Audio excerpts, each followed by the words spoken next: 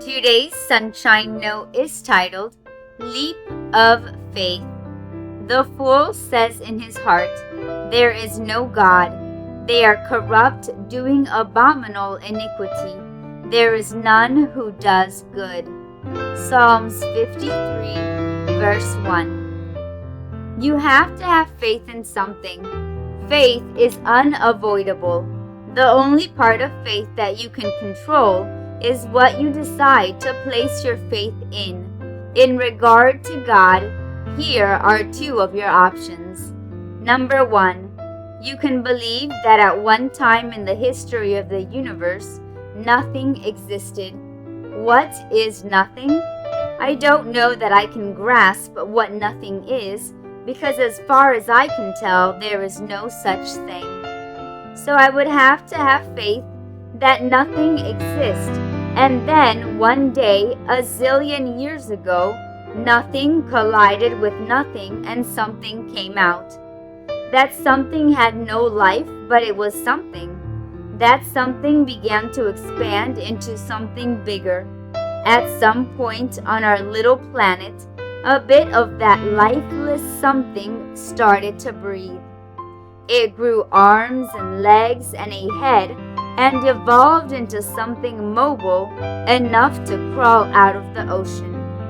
It self-divided and then started mating to make new something.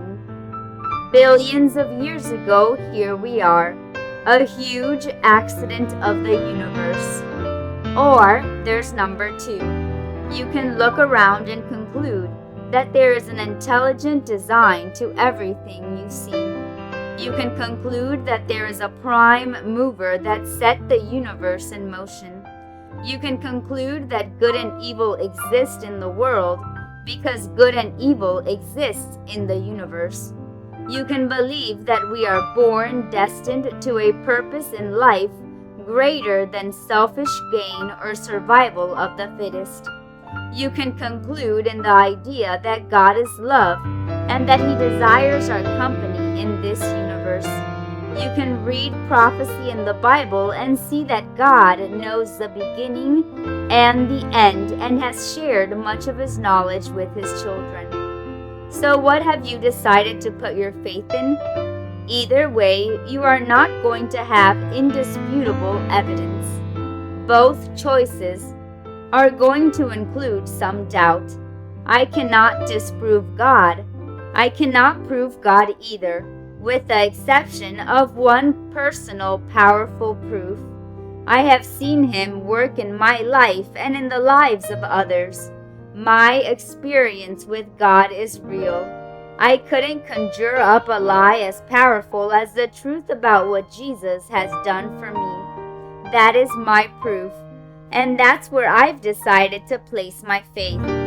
Where have you decided to place your faith in this great debate? The fool says in his heart, "There is no God. They are corrupt, doing abominable iniquity. There is none who does good." Psalms 53, verse 1. May God bless you today.